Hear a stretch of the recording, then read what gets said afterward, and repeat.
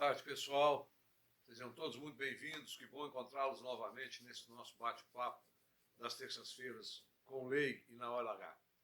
Hoje a gente vai tratar de um tema também muito importante que versa sobre os pagamentos das obrigações da administração que contrata e da entrega das obrigações para o contratante que adimpre a obrigação e entrega.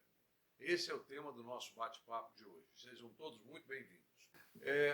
O tema de hoje ele tem abrangência nos dois ordenamentos jurídicos, seja na Lei 8.666, seja na 14.133.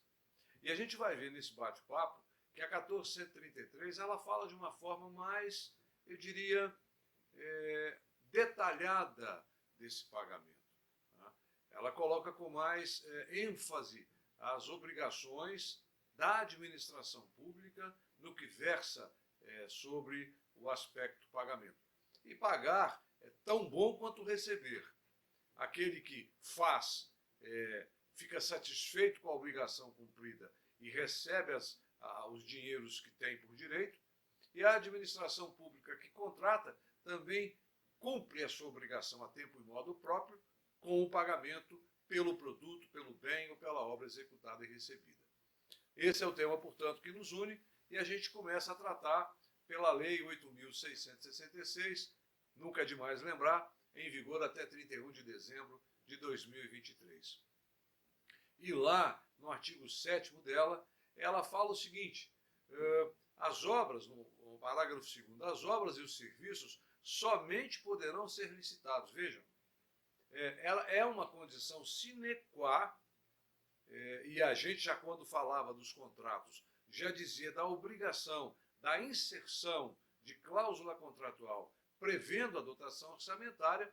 As licitações somente poderão ser executadas, levadas ao mundo, se lá estiver consignado de maneira prévia a consignação dos recursos orçamentários que assegurem o pagamento das obrigações. A gente tem vivido num momento muito particular no que se refere às compras da administração pública, especialmente quando a gente ouve dizer da segurança jurídica. É bom que se diga que qualquer instrumento, seja ele público ou privado, ele se assenta na sua execuibilidade com o cumprimento das regras às quais ele está vinculado. Portanto, aqui não será diferente. Eu, administração pública, somente poderei instalar o procedimento licitatório se houver a previsão dos recursos orçamentários que assegure o pagamento dessa obrigação. E aonde é que isso está assegurado, pessoal? Na Lei Orçamentária Anual, na LOA, no Plano de Diretrizes Orçamentárias. Não é? Isso é importante deixar consignado ainda na vigência da Lei 8.666 e que se repete com mais detalhamento, como disse há pouco, na Lei 14.133. Ainda na 8.666, agora no artigo 14, ele mais enfático, ele informa que nenhuma compra será feita, será executada, será pensada, será levada a mercado, sem a caracterização do seu objeto, porque ele não aceita um julgamento subjetivo. Esse afastamento do caráter subjetivo afasta a proposta de pior qualidade. E também nenhuma compra será feita sem a indicação dos recursos orçamentários para o pagamento. De novo, veja que lá no artigo 7º, parágrafo 2º, que a gente viu no momento anterior, dizia a mesma coisa. E aqui existe uma ratificação do entendimento legal. E mais, ainda no artigo 14, agora no seu inciso 3º, ele determina que a administração pública, pessoal, tem que se submeter às condições de aquisição e pagamento semelhantes à do setor privado. Vejam os senhores que essa lei 8.666 de 1993 já previa naquela oportunidade, quando da sua promulgação, que a administração pública devesse se adequar às características e propriedades, por que não dizer, da administração privada, do setor privado, na celeridade, na rapidez e na firmeza dos seus atos. Portanto, até o momento, vocês estão vendo que não existe nenhuma diferenciação da Lei 14.133 para a Lei 8.666. Ainda que lá na 8.666 não houvesse, e de fato não há essa previsão clara dessa adequação de mercado ou da tipificação das compras voltadas ou assemelhadas à iniciativa privada, já naquela oportunidade a lei consignava a necessidade da administração se aparelhar, se adequar à rapidez da aquisição da administração pública. Obviamente que isso resulta em ganho de escala.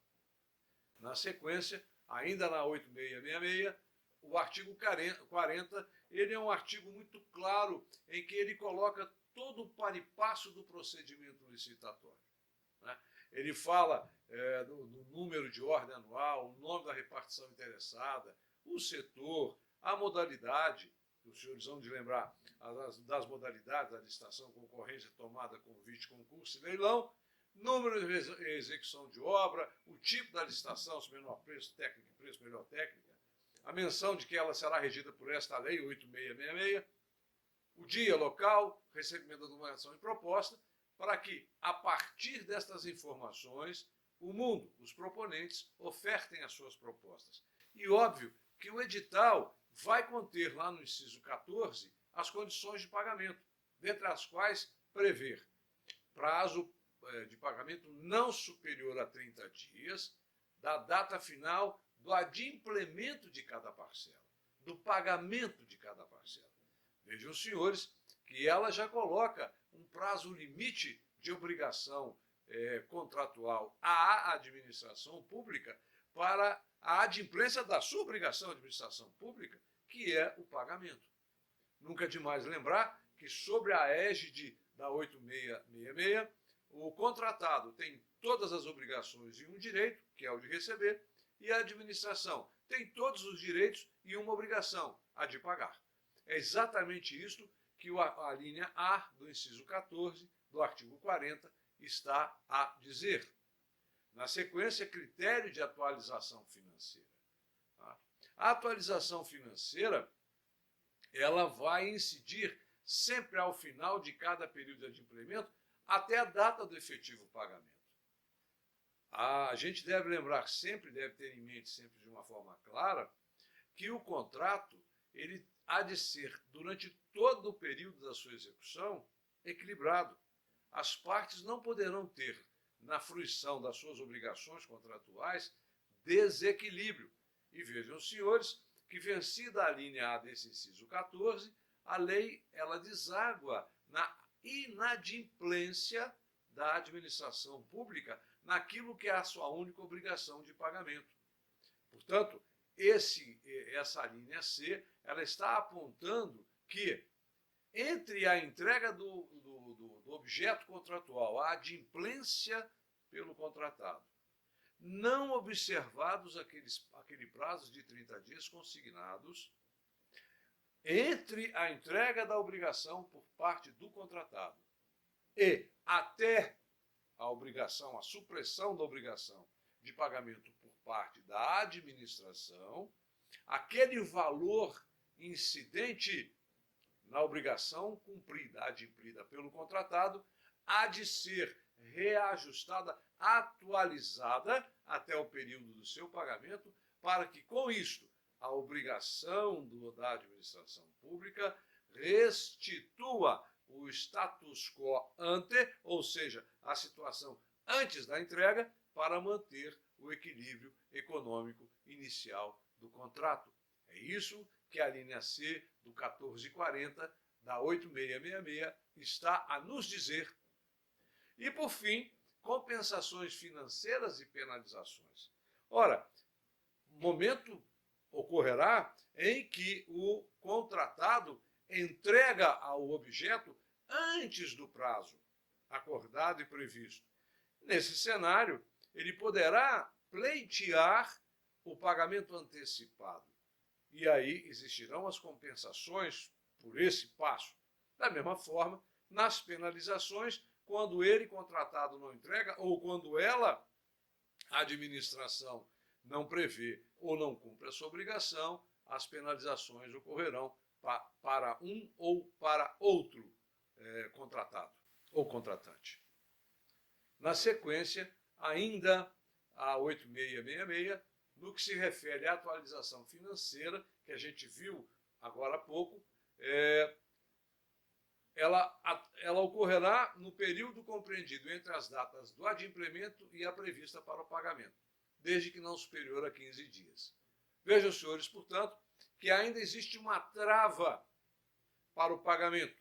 Esta trava, ela vencendo aqueles 30 dias iniciais, previstas lá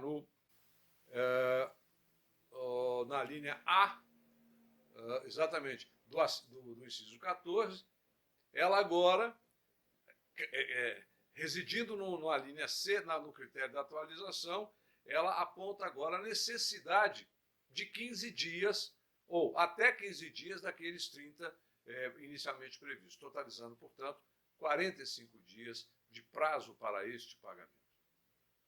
O artigo 55 da 8666, ele trata agora de cláusulas que são necessárias em qualquer contrato. Eu costumo dizer que o contrato ele é uma boneca em que nesta boneca estão previstas cláusulas, constam desta boneca cláusulas que são necessárias em qualquer contrato. Obviamente que este ou aquele outro contrato se difere nesta ou numa outra cláusula, exatamente em função do seu objeto. Mas, independentemente do objeto, qualquer contrato terá sempre um número certo, previsto, constante, de cláusulas. E, dentre elas, as condições, o preço e as condições de pagamento. Porque, na verdade, ninguém celebra um instrumento contratual em que as partes objetivam entregar e, por esta entrega, receber algo. Ninguém celebra um contrato nesse cenário que não previsse preço e, obviamente, condições de pagamento. Pela minha obrigação, eu entrego à vista, pela minha obrigação, eu entrego parcelado. Entregando parcelado, como é que eu corrijo, como é que eu prevejo o recebimento daquelas importâncias? E o não recebimento, como é que será feita o equilíbrio econômico-financeiro deste contrato? É isso que o inciso 3º do artigo 55. Agora, já no campo dos contratos, repetindo o que existia no edital, consigna. É necessário, é condição sine qua, que nele contrato exista a previsão de preço, de valor e também de condições de pagamento. Na sequência, no artigo 57, e aí eu fui muito enfático quando a gente abordou de uma forma também muito efetiva a questão da vigência dos contratos, vocês devem lembrar muito bem disso, né? Quando eu chamava a atenção de que é necessário que, ainda que nas renovações de vigência dos contratos, retificando todas as demais cláusulas, que vocês tenham, que a administração pública tenha o cuidado de observar nesses cenários se existe a competente dotação orçamentária. E não será diferente disso, porque o artigo 57, cabeça, ele está dizendo exatamente isso. A vida dos contratos só continua a existir se estiver intimamente ligada, umbilicalmente atrelada à existência, à vigência de respectivo crédito orçamentário. Portanto, essa é uma condição nuclear da vigência contratual, a existência de crédito orçamentário para cumprir uma obrigação da administração única, que é a do pagamento. No inciso 6º deste artigo 57, ele trata das omissões ou dos atrasos de providências a encargo da administração. Isto aí poderá resultar em responsabilidade de quem deu causa a isto. A administração pública, ela tem uma responsabilidade objetiva. As pessoas que estão a realizar atos em seu nome respondem por isso.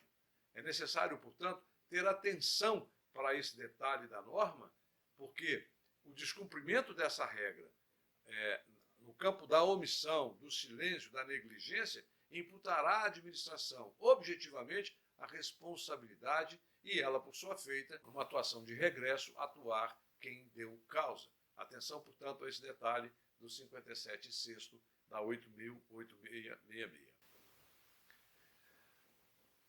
Ainda dela, 8666, agora no artigo 65, ela trata das alterações dos contratos, né? E a gente sabe que esses contratos eles podem ser alterados de forma unilateral, mas também eles poderão ser alterados de forma bilateral.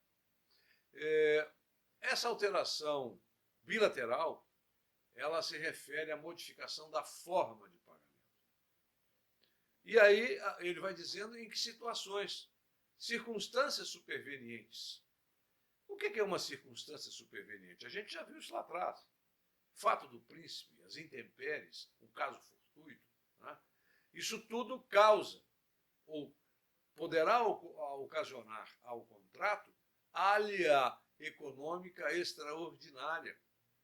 E, nesse sentido, o contrato se desequilibra. Então, vejam, senhor, o seguinte, agora na linha C do 65, quando necessária a modificação da forma de pagamento. Obviamente que esta é uma mudança bilateral. Né? Não pode ser uma alteração contratual unilateral, porque isso ensejaria ao contratado uma penalidade forte e, muitas vezes, difícil de suportar. E aí, a reforçar esse entendimento, o artigo, a linha, melhor dizendo, vem dizendo, por imposição de circunstâncias supervenientes. Superveniente é tudo aquilo que as partes não puderam prever a início da execução contratual. Fato do príncipe, intempérie, caso fortuito. De sorte que esta realidade, ela impõe, forçosamente, a alteração da forma de pagamento. E vejam, senhores, que a norma ela fala mantido o valor inicial atualizado. Eu não posso, portanto, naquele momento da alteração da forma de pagamento, considerar o I0 sem trazer para cá a atualização necessária. Exatamente no sentido de manter este contrato equilibrado. E ela ainda continua a dizer a linha, vedada a antecipação do pagamento. Essa inserção da norma, pessoal, nada mais é do que a previsão que está contida lá na 4320, que trata da contabilidade pública. Né? Ela possibilita a antecipação de pagamento naquelas coisas de pequena monta. Vocês verão, entretanto, que ao longo dessa tratativa, quando a gente estiver na órbita da 1433, lá na 1433 já se prevê a possibilidade da antecipação de pagamento, obviamente, com as cautelas e encaminhamentos que ela, norma, prevê. E aí essa norma da 8666, com a relação ao cronograma fixado, sem a correspondente contraprestação de fornecimento da base de bens ou da execução de obra ou serviço. Enfim, nesse quesito, a linha C do 65, o importante é deixar consignado que até para modificar-se o pagamento, há que se ter a anuência, a concordância do contratado, e ela só poderá ser feita nessas situações dos fatos supervenientes, mantida o equilíbrio econômico do contrato com o valor inicial do contrato atualizado. No artigo 78 da 8666, ela agora trata da rescisão do contrato. Ora, a rescisão do contrato, a gente sabe que um contrato administrativo, ele difere de um contrato de direito privado, porquanto aqui, no direito administrativo, existem as normas que são imperativas e que são benéficas à administração pública, as chamadas cláusulas exorbitantes. os contratos públicos, eles são todos diferenciados em razão do contrato privado, exatamente porque ele, contrato público, versa sobre um interesse maior, que é o interesse da coletividade. Tá? Todavia, a norma coloca a salvo uma possibilidade de se rescindir o contrato, penalizando a administração sempre que ela, atrasados o pagamento em mais de 90 dias, trouxer ao administrado, ao prestador de serviço, ao contratado, toda a sorte de prejuízos e dissabores. Nesse momento, ele, contratado, pode e deve denunciar o contrato ao argumento de que não recebe as suas obrigações há mais de 90 dias.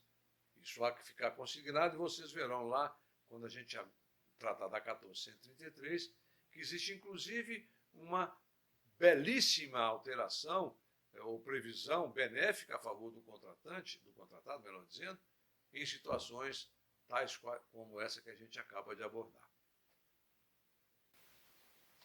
Agora, pessoal, adentrando no cenário da nova norma, que vige em paralelo com a 1433 até 31 de dezembro de 2023, e quando eu falo vige em paralelo, não significa que você pode aplicar ambas. Você haverá de eleger uma delas, exatamente no sentido de que, não tendo adequado a administração, a sua administração, aos ditames da 1433, você tem esse par e passo, até 31 de dezembro, para ainda seguir na 8666 e, no paralelo, se adequando, capacitando o seu pessoal para, no amanhecer de 1º de janeiro de 23, não mais podendo aplicar a 8666, você agora sim editar todos os seus atos pela 1433. E vejam, então, que como a 1433 trata e aborda a questão dos pagamentos. Lá no 141, ele fala no dever de pagamento pela administração. Essa redação, pessoal, nós nunca veremos e encontraremos em todos os artigos da 8666. Dever de pagamento. Não bastasse ser uma obrigação, a norma ela é explícita ao dizer você deve pagar a administração. E aí ela fala nesse dever condicionada a uma ordem cronológica. E quando ela fala em ordem cronológica, ela subdivide em categorias de contratos: fornecimento de bens, locações, prestação de serviço e realização de obras. Ela distingue cada um desses blocos.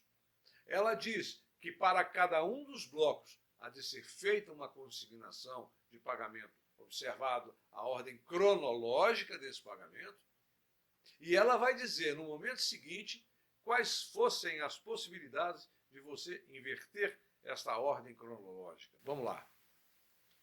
Olha só, a ordem cronológica referida no caput do artigo 141 pode ser alterada, e aí, mediante justificativa da autoridade competente, ao órgão de controle interno e ao tribunal, exclusivamente nas seguintes situações. Vejam, portanto, que existem 3 caminhos a serem observados. O primeiro, eu posso alterar a ordem cronológica? Sim. Em que situação? Primeiro, a autoridade competente há de justificar, assinar e se responsabilizar por que o faz. Não bastasse isso, ato contínuo comunica ao órgão interno da administração e, por consequência, e em seguida, ao Tribunal de Contas. Nas seguintes situações. No que nos interessa, 2 e 3. No 2, pagamento em microempresa, empresa de pequeno porte, agricultor familiar, produtor rural, pessoa física, microempreendedor individual, sociedade cooperativa, desde que demonstrado o risco de descontinuidade do cumprimento do objeto do contrato. Quer dizer, se as pessoas se enquadram nesse cenário e se essa autoridade competente justifica da possibilidade, do risco dessa descontinuidade, a ordem cronológica, nessa hipótese, poderá ser praticada. Ou, no item 3, no inciso 3º, pagamento de serviços necessários ao funcionamento dos sistemas estruturantes, também, desde que demonstrado o risco de descontinuidade do cumprimento do objeto do contrato. Vejam, portanto, que a norma, ela indica, ela pontua de forma clara, pontual, quais fossem as possibilidades da inversão da ordem cronológica de pagamento. 4. Pagamento de direitos oriundos de contratos em caso de falência, recuperação judicial ou dissolução da empresa contratada. Aí não há que se falar de justificativo da autoridade competente, porque o fato maior já responde por si só. Né? Ninguém há de dizer se houve ou não a falência quando ela foi decretada por quem de direito, que for o Poder Judiciário. Né?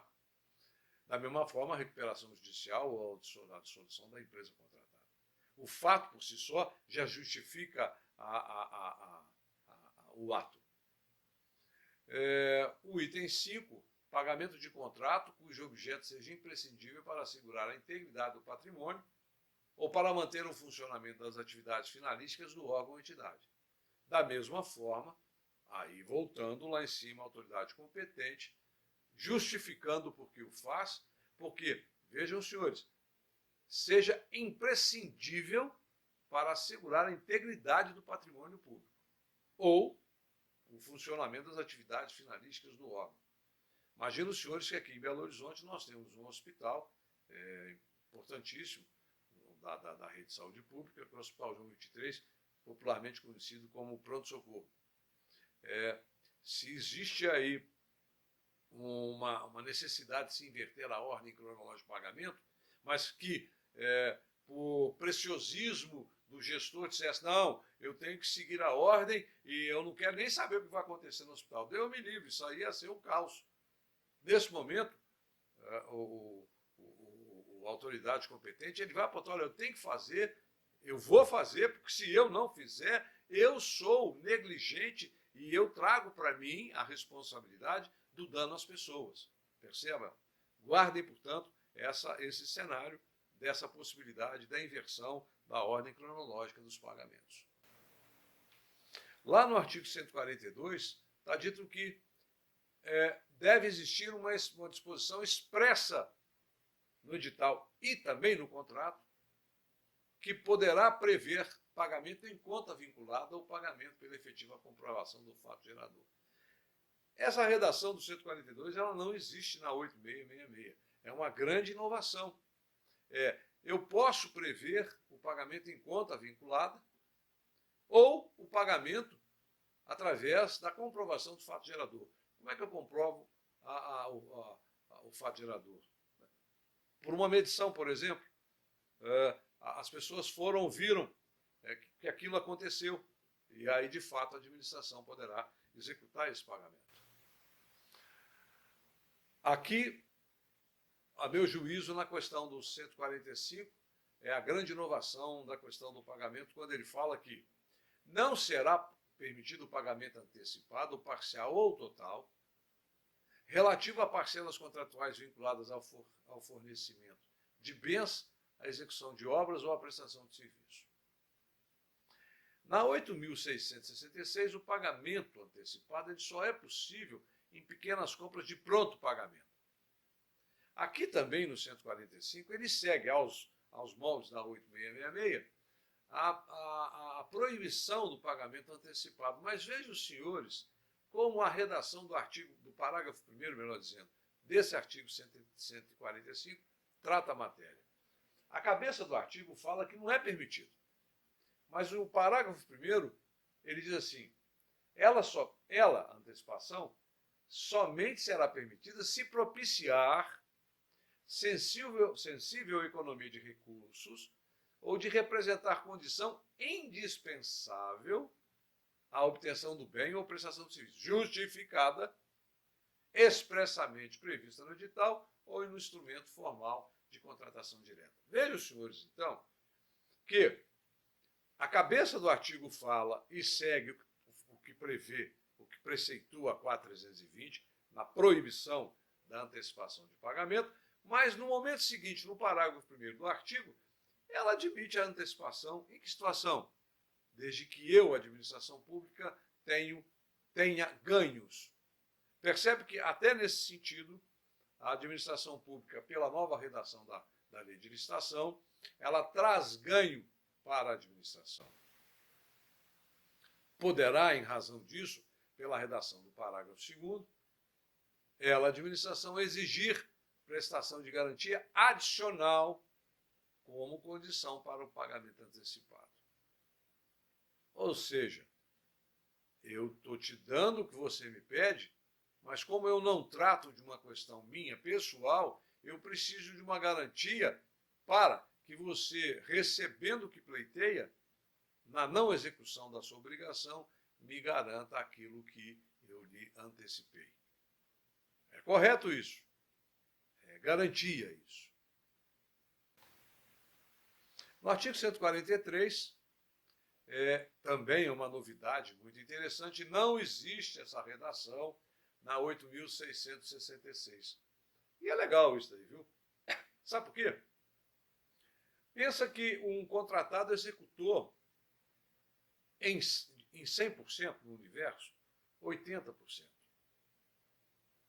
E aí, num dado momento, existe uma controvérsia, sei lá de que ordem for, e eu paraliso aquilo e eu passo a discutir aquele momento. Aquilo que ele de fato executou,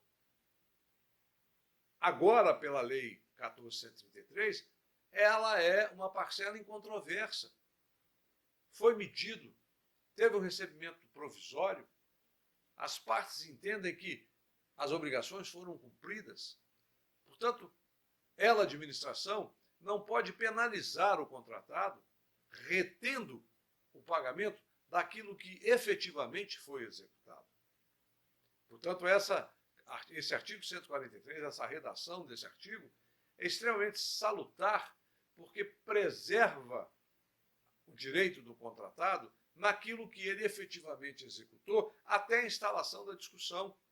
Não existe, nesse sentido, nenhuma incontrovérsia.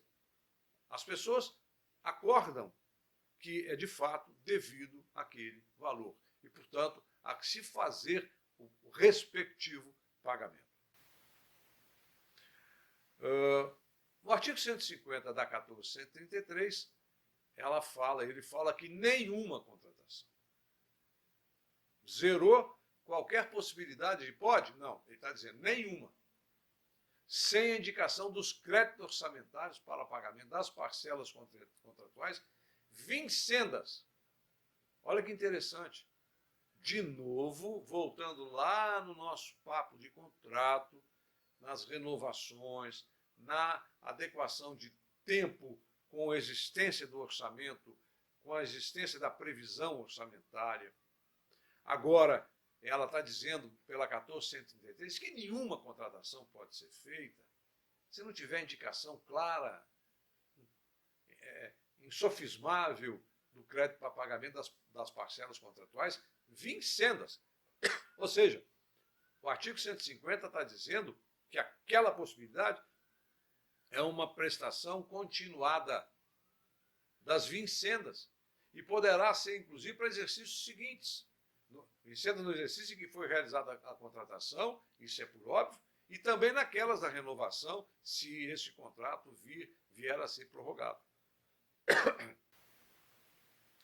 Bom, pessoal, esse foi o tema do nosso papo de hoje. Longo,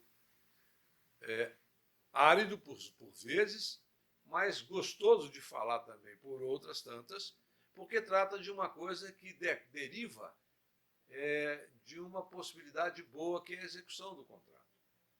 Alguém que foi contratado cumpriu com a sua obrigação, a administração pública que tomou aquela obrigação por ela remunerou, e as pessoas foram satisfeitas naquele convívio contratual. E aquilo resultou numa coisa boa para a administração pública e, por consequência, e no coletivo, à população. Eu espero encontrar com vocês na próxima terça com lei, nesse mesmo horário, às 15 horas, quando a gente vai tratar de um tema bem espinhoso, que ninguém gosta de tratar muito não, mas que está aí, existe tanto na Lei 8.666, quanto na Lei 14.133, que são as sanções.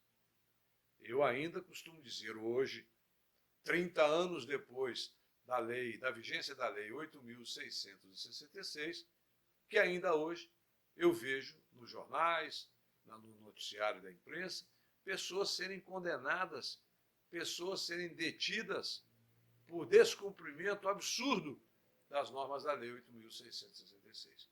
E certamente que não foi por desconhecimento, porque uma lei há mais de 30 anos em vigor, as pessoas não conhecem ou desconhecem, seria até melhor dizer, o seu rigorismo. E olha, a 14.133 ela está mais rigorosa ainda. Portanto, eu te encontro na terça-feira que vem, na Terças com Lei e na Hora H, para a gente tratar desse tema espinhoso que são as sanções. Um forte abraço, ótima semana, fiquem com Deus.